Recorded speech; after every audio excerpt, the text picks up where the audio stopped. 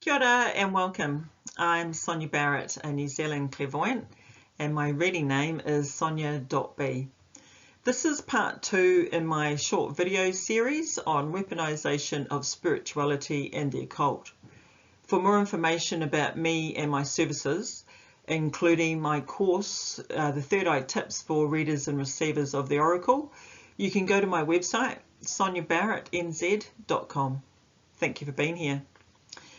In this video, I'm going to give you a brief overview on the theosophical and esoteric influences of secret societies. It's a rabbit hole in itself, and I certainly am no expert in this area, but there is a reason why I'm going into the subjects that I'm going into for the purpose of this video series. So for those of you that don't know, Theosophy is a Greek word meaning divine wisdom, and Theosophy is an esoteric philosophy, and esotericism being basically hidden knowledge. So Theosophy studying science, spirituality, ancient esoteric knowledge, and it blends Eastern traditions such as Hinduism and Buddhism with Western esotericism, Gnosticism and paganism. Plus, these are just examples. There's more, and it emphasizes universal brotherhood, reincarnation, karma, subjects like that. One of the founders was a Russian woman, Helena Petrova Blavatsky, and I'll be speaking more on her role as a founder in the next video. So the Theosophical Society was founded in 1875 in New York. And Theosophists and later occultists in the Western world, they really embraced the idea and teachings about the ancient lost civilizations, spiritual energies, and hidden wisdom traditions. And these ideas heavily influenced what later became the New Age movement that we all know today, which is part of the reason that I'm bringing it up now. The roots of it, the roots of the New Age movement and most global spirituality started from theosophical societies. So one society in particular that had a huge impact was the Thule Society. So it was an occult secret society that was founded in Germany, Munich, around 1918, as you can see there on the screen. And it combined esoteric and mystical beliefs using runic symbolism, ancient mythical Nordic and Germanic heritage, including the lost civilizations, with a blend of radical nationalism and racial thinking. It especially embraced the idea of a pure superior Aryan race, Aryans being the fifth root race described by Helena Blavatsky in her book, The Secret Doctrine. And again, I'll go into that more in the next slide. So the name Thule comes from a legendary ancient Greek and Roman reference to a mysterious northern island, possibly Greenland today. And that's a rabbit hole in itself of whether it existed or didn't exist and where it is. However, in the 19th century, occult and nationalist writers described Thule as real and the national homeland of the Aryans, supposedly a polar paradise that was destroyed by a catastrophe.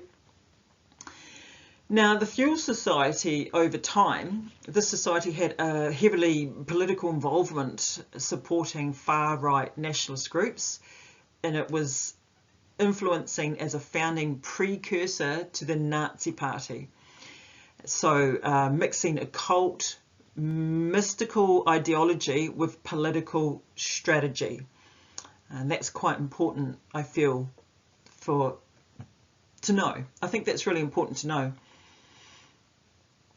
So the SS Research Institute, and it does have a name, but I'm not going to attempt to pronounce it because I'll probably butcher it. So the SS Research Institute was founded in 1935, and part of their purpose was to find proof of Aryan superiority via archaeology, mysticism, and esoteric symbolism. And I believe Adolf Hitler Heinrich Himmler and other Nazi leaders drew heavily on the occult, pagan and pseudoscientific ideas to craft a spiritual mythology of racial destiny.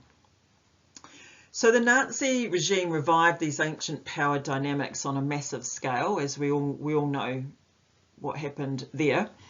But some of the methods that were used by the Nazi Party were the use of runes, sacred geometry, and rituals modelled on ancient cults. And the SS also infamously used the double sigil, the rune symbol, like 2 lightning bolts that they had on the side of their uniform. That was infamously used, and that represents the lightning and power. But the rune symbol, you know, it also symbolized racial purity and ancestral land. So ancient runes and symbols were seen as magical keys to awaken hidden racial or spiritual powers. So there was a lot of symbolism in the Nazi movement. They also had ceremonial initiations, which used esoteric symbolism within the SS to bind their members. They also undertook artifact hunts, looking for things like the Spear of Destiny or even the Holy Grail, you know, or anything like that that was believed to hold supernatural power. Think Indiana Jones movie, and that's basically what it was. These things happened, and probably is still happening. So the psychological manipulation and mass propaganda as forms of energetic influence were basically turning collective emotion into a political ritual. You know, we've seen that plenty in the last 6 years in particular. Psychological manipulation and mass propaganda as forms of energetic influence, turning collective emotion into a political ritual. Okay, now the purpose of all of this was, you know, to create a spiritual ideological justification for control, conquest and genocide, and to access hidden energies and occult powers for domination and control. Hidden energies, access hidden energies and occult powers for domination and control. You know, and to merge mysticism, myth and science into a unified belief system that reinforced total rule. Really, I think this is really interesting that the political movement and the Nazi Party, there was a really heavy spiritual element of esotericism behind it and within it and throughout it. The other thing I think is quite interesting is that methamphetamine and other drugs were also prevalent in the Nazi regime from the top down. And I think that's interesting because it's a mind, body, soul altering element. And, you know, perhaps a lot of things that were done people wouldn't have done them if they weren't under that kind of heavy influence of heavy drugs. It's not an excuse, it's just I find it interesting that that element was brought into it, as well as the esotericism, the symbolism, the rituals. Okay, some of the other background influences on the Theosophical and esoteric secret societies. There's another one called the Vril concept. It's V-R-I-L. Energy of the gods. And this concept first appeared in a 1871 novel called The Coming Race. And it described an underground super civilization. And the author was Edward Blewer-Lytton. And it was used to describe a harnessed and limitless energy source that could heal, destroy, move objects, and power their advanced world. And Theosophists and, you know, later German mystics reinterpreted this energy as a universal life force energy like prana or chi. And by the early 20th century, rumours spread of a secret rural society in Germany tied to Nazi occult science, and they had apparently tapped into this power, which symbolized both spiritual mastery and ancient technology, and it was used as a divine force reserved for only the awakened Aryan elite. So it was also intertwined with stories of psychic flight. I'm picking that is probably astral travel, what we would call astral travel, and hidden civilizations, again, beneath the earth. Another influence is the black sun, the hidden light, and the black sun was apparently a 20th century creation. It wasn't ancient, and its design came from a sunwheel mosaic installed at the SS Castle, which was used by Heinrich Himmler's ceremonial headquarters. You can only imagine what went on there. So symbolically, it represented illumination through darkness, the idea that true light is hidden from the uninitiated. And it was used as a mystical emblem, black sun, a secret inner sun radiating spiritual energy only to the chosen few. In modern times, the black sun has been adopted by neo-Nazi and far-right occult groups as a symbol of Aryan rebirth, which is interesting because I was watching a video, I was at the gym a couple of weeks ago, and I couldn't hear it, but I could see a video of Lady Gaga, and it was black and white, and she had all these baby dolls hanging from a ceiling. And I caught the image of a black sun in the corner, and I was just looking at all the symbolism in it, and it was, yeah, really interesting to say the least. However, I digress. So, okay, so there are some modern spiritual movements that reinterpret the black sun psychologically as a metaphor for shadow work and transformation. And but its extremist roots apparently start there, from the black sun. I'm sure there's other interpretations of that. This is just one of them. Okay, so after 1945, there were some post-war myths about esoteric survival and about the secret SS or fuel groups, secret societies escaping with advanced technology and occult knowledge to hidden bases in Antarctica, South America and Tibet. And there was also some thinkers like Miguel Serrano and Savici Devi who took these ideas further, weaving Nazi mythology into a spiritual cosmology, and they blended it with Eastern mysticism and Gnosticism, creating what scholars apparently now call esoteric Hitlerism. And that's a worldview that saw Hitler as a divine avatar or cosmic being that may come back and finish what he started.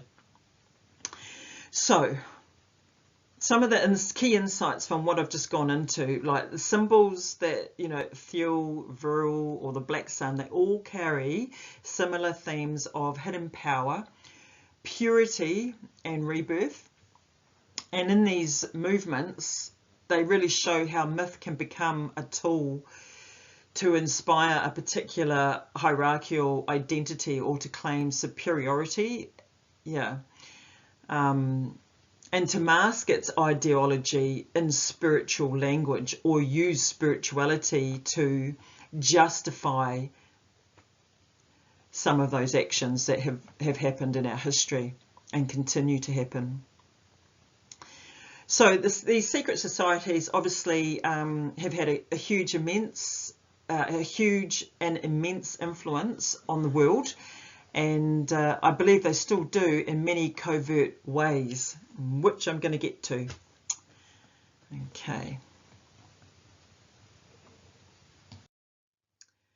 In this slide, we're going to take a deeper look, still surface level compared to what we could go into, but a deeper look into Helena Petrova Vlatsky, She was a Russian woman from a place that we now know as Ukraine. She was an author, a mystic, and she claimed to channel from ancient Tibetan masters, apparently after being indoctrinated by them in the Himalayas. There's a bit of controversy about whether that's actually true or not. And Helena would hold psychic circles in New York and could apparently produce letters into thin air, or they would appear on the table or in drawers for their clients.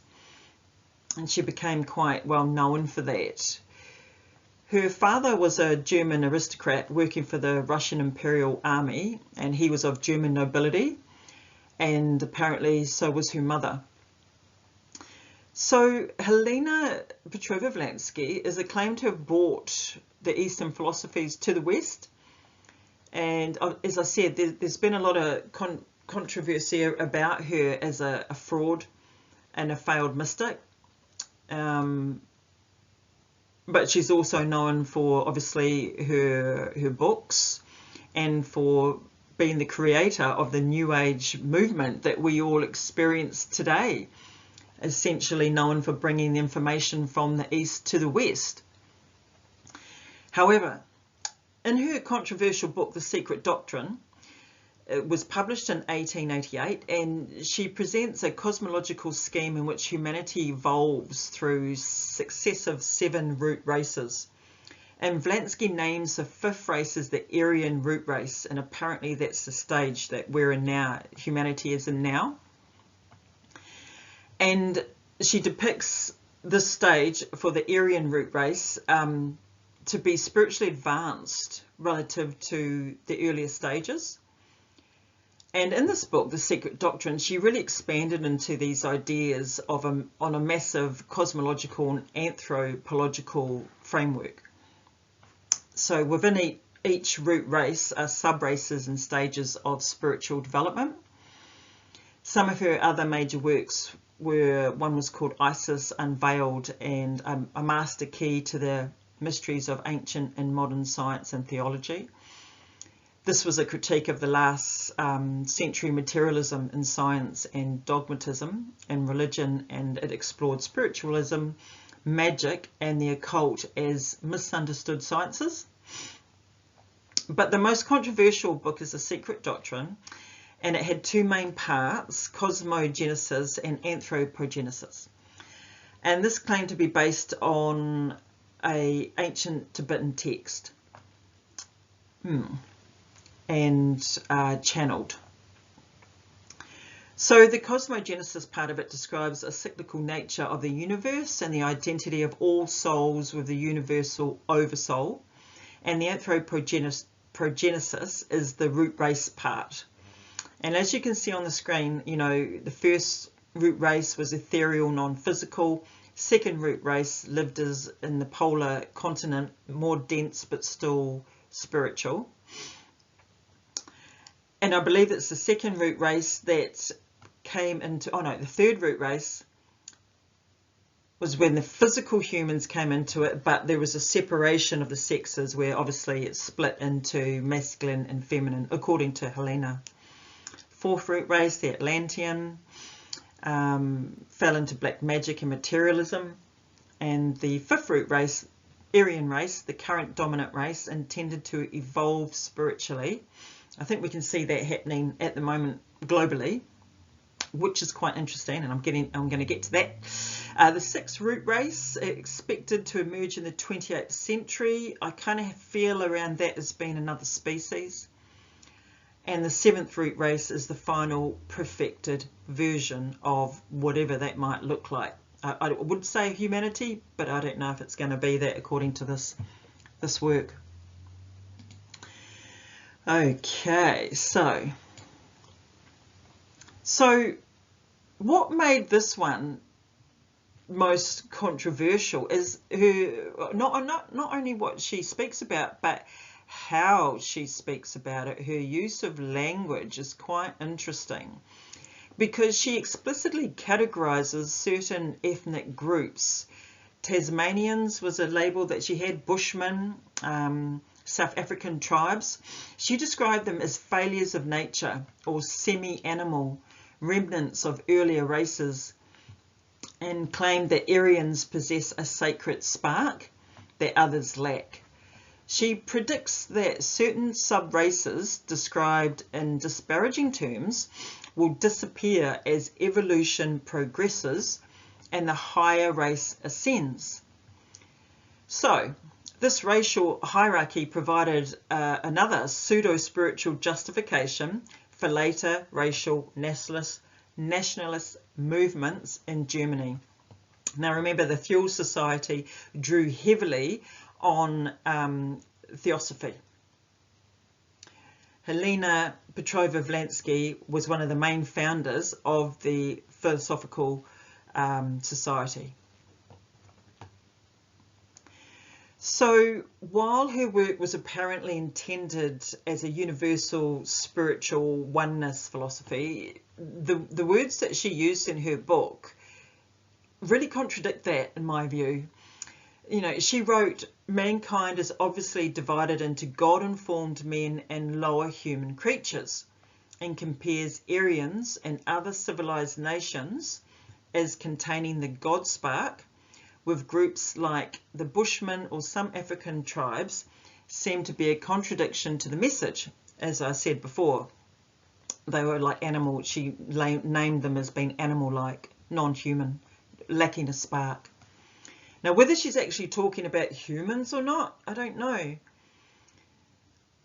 So the thing about this, though, is that, you know, this was really heavily radicalized by the secret societies like the Fuel and nationalist movements in Germany and Austria.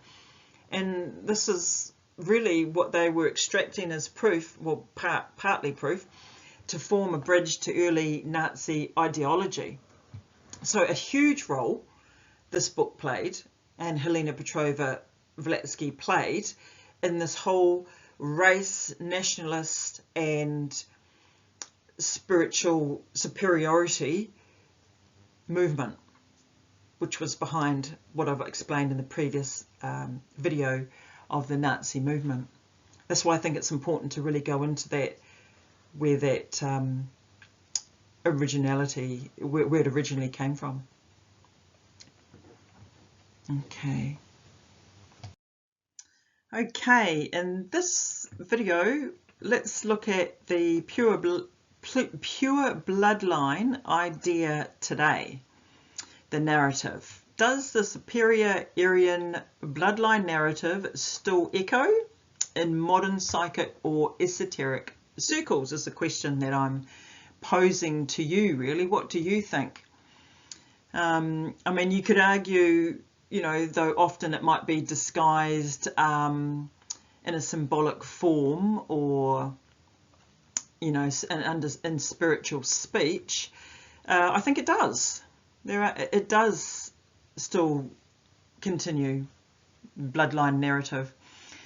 Obviously, we've still got neo-esoteric groups, as I've already discussed. You know, some modern occult circles, they still borrow the Nazi or Aryan imagery, suggesting certain bloodlines have spiritual powers, special powers linked to lost civilizations, which I've already covered. Yeah, symbolic ancestry. In New Age or channeling communities, people sometimes claim spiritual heritage from ancient star lineages or Atlantean ancestors. And inherited gifts, a subtle version suggests that spiritual or physical psychic ability runs through bloodlines or energetic ancestry. Again, it's just a continuation. I suppose it's always been there. It's still here today. So it's just how we're using it is my point here. So while these ideas often drop any overt racism or hierarchical symbolism in them, they can still create hierarchies, though, and, you know, implying some people have superior frequencies or vibrations. And, you know, obviously some people do have a higher frequency and vibration. I'm not disputing that. You know, but in particular, you see this in social media reels and videos. that, you know, there's a lot of 30-second reels on abundance and manifestation abilities, or whether you actually have the ability to ascend to the new earth.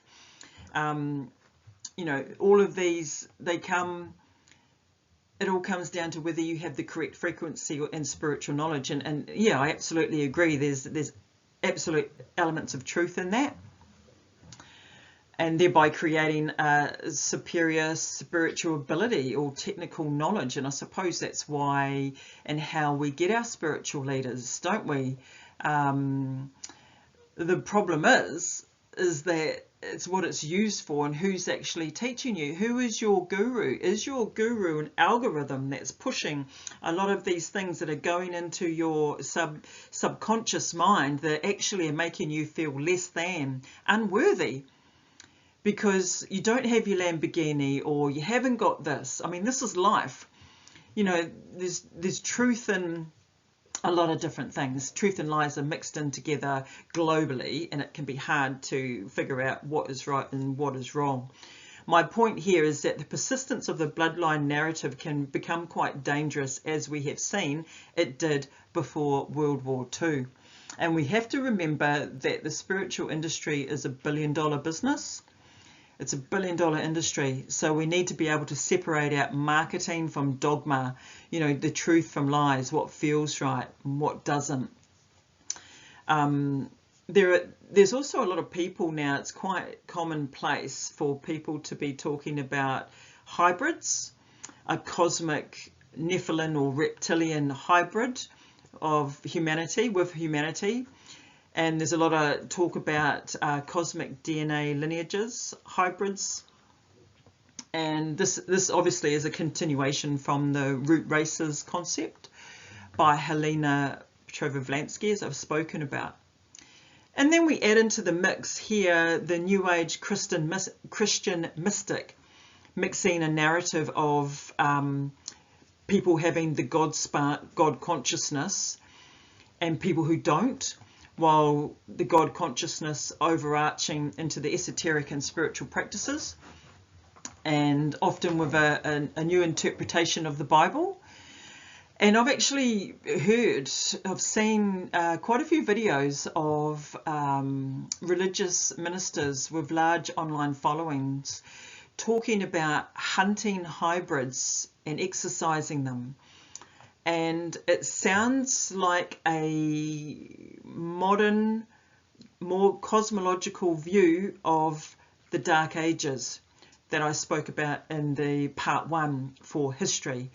We're starting to see that narrative come back around. I don't think it ever really left, but it's becoming more and more widely accepted on what that means going forward for bloodline narratives. So because we have such a saturated market in spirituality,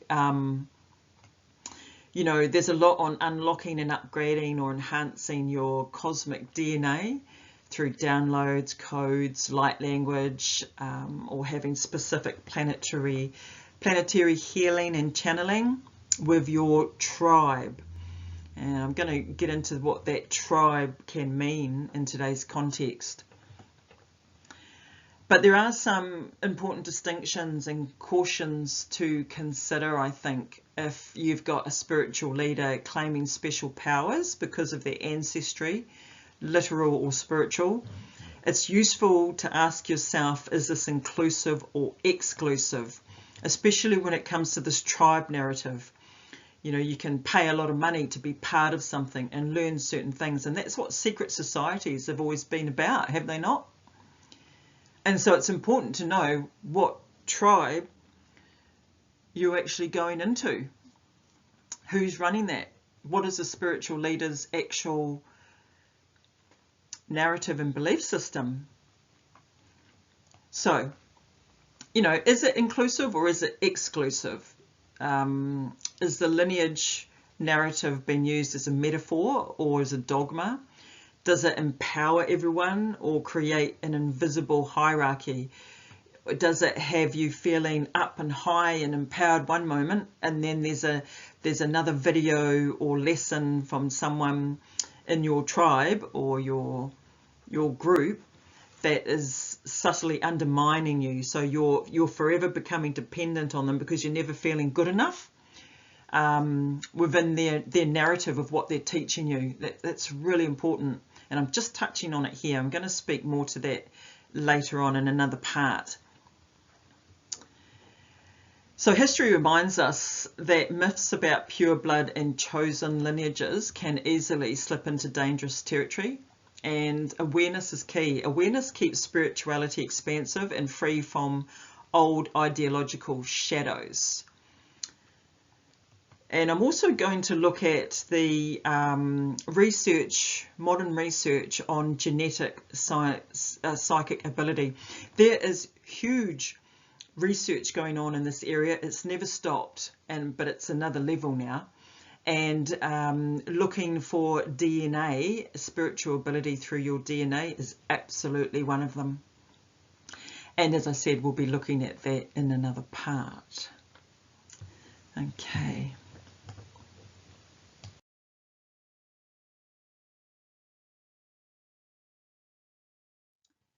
Let's look at the aftermath of World War II. The aftermath of World War II saw that Nazi occultism fragmented, but it absolutely persisted. And the conclusion of World War II initiated a global scramble for the German scientific and technical expertise, because they're known for that, aren't they, even to this day. And, leading the systematic recruitment and relocation of many former Nazi scientists, engineers and technicians. And this was facilitated by allied and neutral nations, and also America had a large part of that to do with that. So this scientific dysphoria was primarily driven by the Cold War and the desire to gain technological advantage in the fields such as rocketry, aviation and chemical warfare. Now, many of these individuals were actually former members of the Nazi Party and were integrated into key governmental, military and private sector organisations, and this was worldwide, fundamentally shaping the technological landscape of the post-war era. And today, I would say, some organisations included NASA, Boeing and Big Pharma. That's just some of them. I'm going to go into more of them. And the post-war intelligence agencies that absorbed Nazi researchers did it through something called Operation Paperclip. And Operation Paperclip was also part of it was a blending esoteric psychology with early mind control experiments through the CIA's MK Ultra program. But Operation Paperclip itself was American in the United States, and its primary objective was to facilitate, it was a secret program too, and it was used to facilitate the relocation of over 1,600 German specialists to the US for government employment. And as I've said, primarily in military and space programs. So while they were initially working for these agencies, like the US Army and Air Force, many of them later transitioned into huge careers in the American aerospace and defense industries, and they were also sent to Russia, South America, and dispersed into rural areas in a lot of these countries. I think it's safe to say that they would have gone to all parts of the world afterwards. So part of this post-war institutional overlap, Nazi scientists and corporate involvement. So you can see here on the screen, we've got some well-known companies on the screen. And I'm going to talk to the Monsanto Nazi scientist connection first. So the link between Monsanto and the former Nazi scientific expertise was established through two primary channels: the corporate partnership and involvement in secret government programs. So in 1954, Monsanto entered into a joint venture with Bayer. Now, Bayer was a successor company to the notorious IG Farben. Now, Farben formed a company called Mobay. So in the 1950s, from the 1950s to 70s, Mobay specialised in polyurethane technology, agriculture chemicals, and was a supplier of chemicals used in the production of Agent Orange during the Vietnam War era. So this company was eventually absorbed into Bayer. IG Farben Company, before effectively became Bayer, so IG Farben was Bayer. Bayer absorbed Mobay, right? So IG Farben became Bayer, Bayer absorbed Mobay. IG Farben was dissolved after the war due to its complicity in Nazi war crimes, including the use of slave labour and the production of Zyklon B. Now, that was what was used in the gas chambers. So this partnership placed Monsanto in direct corporate lineage with the entities that had supported the Third Reich.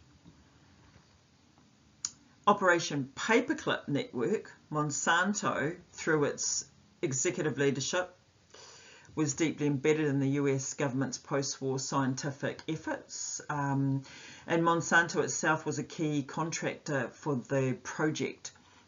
So running facilities like the Mound Laboratories, which was a weapons facility. This is Monsanto. So this network was the same one that employed and relocated Nazi scientists from Operation Paperclip. So can you see now the overlap there, and the companies that have a huge input into the world in many ways, in particular Monsanto with our food.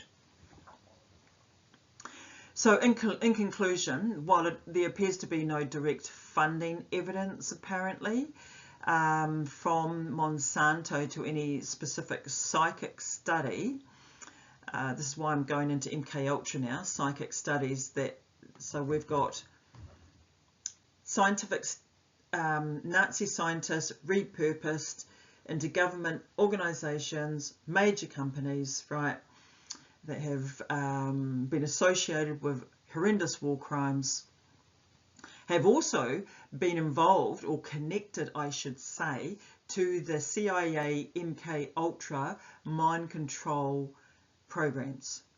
So the CIA Military Industrial Complex and Stanford Research Institute International, they both ran the Nazi scientist recruitment programs and the psychic research projects. You know, this demonstrates an institutional and historical connection between Nazi scientists, corporate involvement post-war. Okay, now in this slide and video, I'm going to talk about glyphosate and the neuroendocrine disruption because of glyphosate.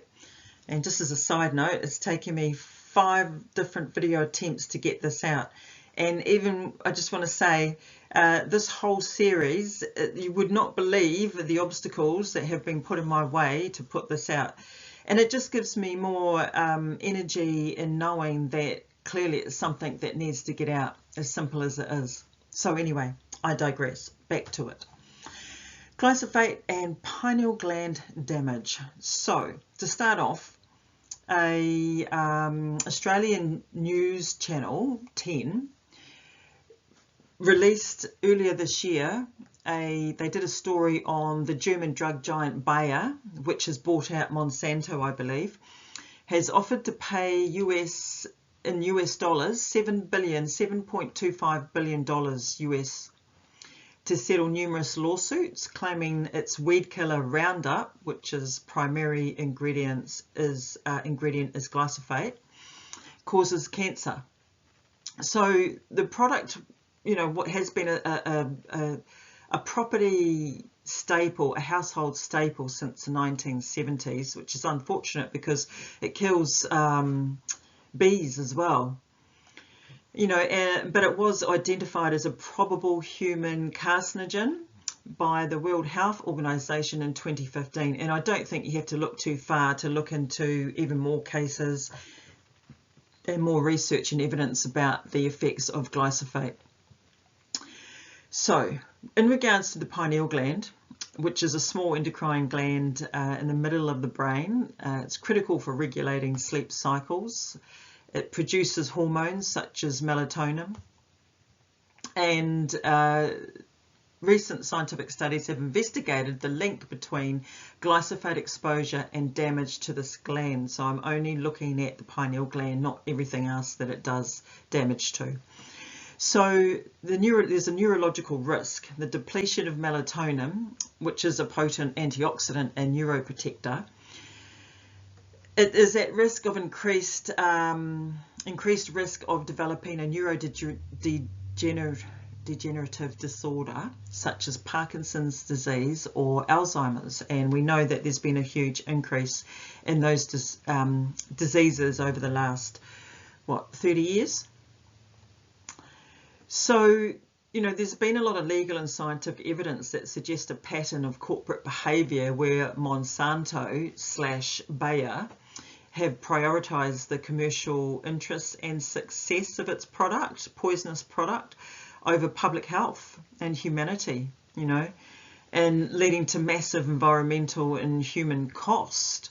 And just on the environmental point, I have a doctor that I follow, but I can't remember his name right now, apologies, but he was talking about glyphosate in the environment and how it's in the land, it's in the water, it's in the air, because it gets picked up through reticulation in the ecosystem and comes back down as rain.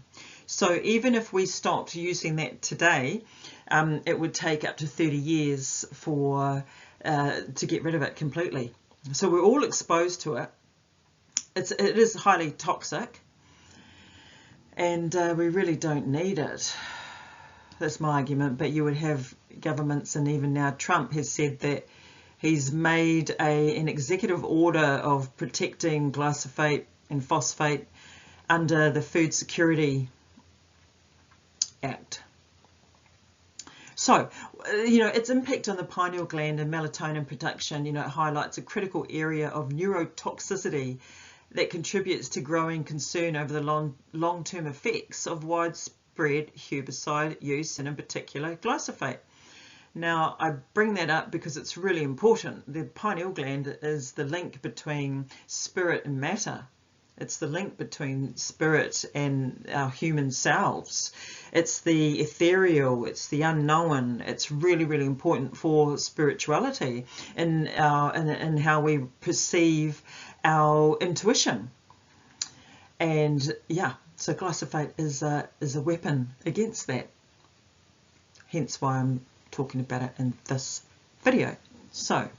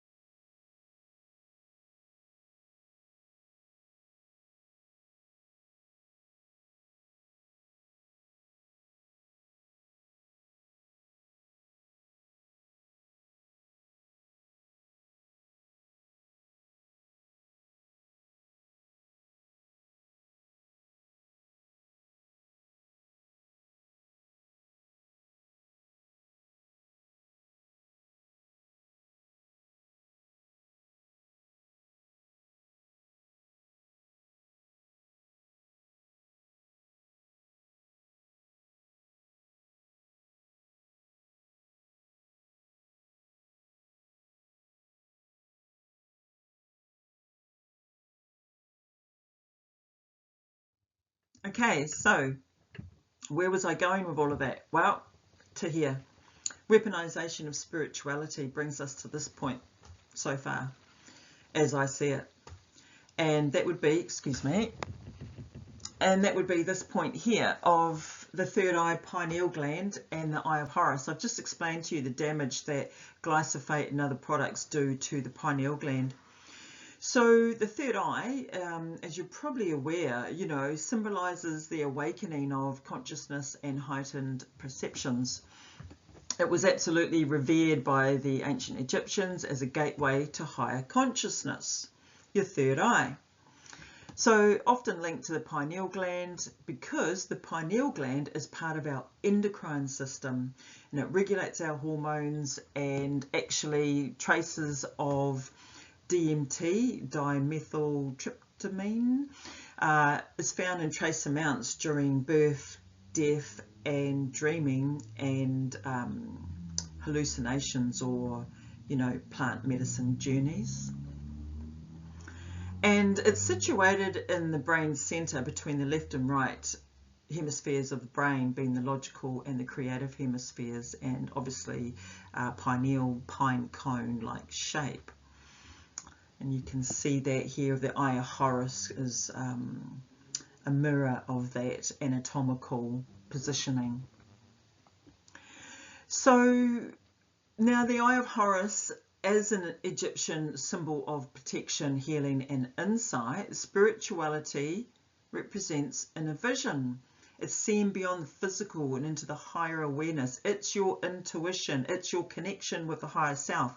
In spirituality, it's how we perceive and process between our logical and creative mind. It's that combination of what makes us human. Seeing beyond what's been presented to us. It's where we will probably, you know, that's our discernment. It's what you feel different. You're feeling something different to what's been presented to you.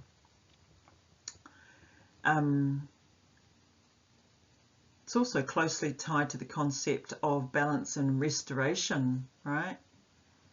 Symbolizing renewal. So it's a very important note that the pineal gland is really important for us as human beings and as spiritual beings.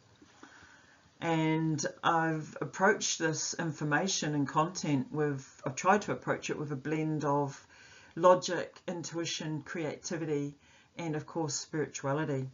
So this concludes this whole chapter of weaponization of spirituality, right from before World War II, the Theosophical societies that are responsible for the content that we call New Age today. And we've looked at the connections with the Nazi Party, rituals, symbolism, sacred geometry symbolism,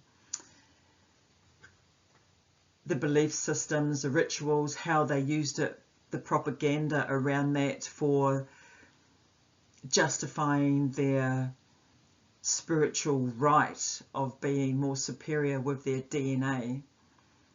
And the fact that Helena Blavatsky wrote that the lesser beings will be, what was the word that she used, would cease to exist, I'll say at this point, because the more advanced races are more advanced with the God spark. Okay, so anyway, this is what the weaponization, weaponization of spirituality. This is where I'm at with it now. So now, in the next video, I'm going to go into the global awakening and join some dots between everything that I've gone through here and where I see it is at the moment. And then from there, we're going to go into potentialities past that. So if you're still with me at this point, thank you. I hope that you've got something out of this and that you can see where I'm coming from with joining these dots. But, you know, stick with it, because where I'm going with this, I think it's going to be, at the very least, very thought-provoking. Thank you. Kia ora. Okay, so we're at the end of part 2, and just to quickly summarise, in the context of today's spiritual movement, secret societies are still very much in the spotlight. For example, I haven't really discussed the Freemasons or Hollywood's whistleblowers on the satanic contracts and sacrifices that have been going on in there forever, and the global talk around certain billionaire elites wanting to destroy the useless hackable animals, which was a statement from Yuval Noah Harari, an Israeli professor at the Hebrew University of Jerusalem. I probably didn't pronounce his name correctly. And of course we've got the Epstein Island Club scenario. All secret societies. What I have briefly highlighted here is that these secret societies have never left. I would argue that they have only become stronger. The spiritual element really attaches itself to the perceived hierarchical superiority of specific DNA combined with powers of spiritual ability. When we consider the suppression of this knowledge through the centuries, it's really pertinent to ask ourselves, is there a possibility that the billion-dollar spiritual industry is shaping, measuring, capturing and testing the global awakening of spirituality in humanity? As I've said, given what we know about what's gone into the suppression of it throughout history and the strong political influence of Theosophy and spirituality has been behind a lot of political movements. So, given that there are a lot of modern day studies on telepathy, mind-to-mind communication, and of course there's also the military history of the MK Ultra military program, which was all about esoteric psychic studies, which I'm only going to touch on in another part, because again it's just such a big rabbit hole to go down. Yeah, and there's so much more. This area of study has been happening throughout time, and it continues to, and it's always had a military or secret society or political background and backing. So, in saying that, we know that AI is studying everything that we do. AI is studying and capturing these abilities and consciousness itself in order to replicate and harness it. So my question is to you is, do you know who your guru is? Is it an algorithm? Is it ChatGPT channeling to you, replacing heart energy with the mind and technology? All of these points I'm going to go into further in part 3, Weaponisation and Spirituality of the Occult.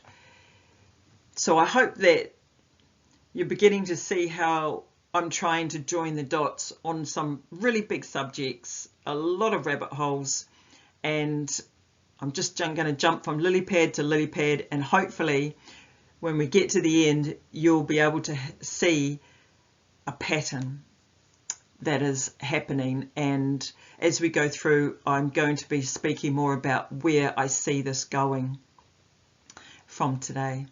So thank you for still being here. I hope you've got something out of today, and I shall see you in part 3 of Weaponisation of Spirituality and the Occult. Peace be with you.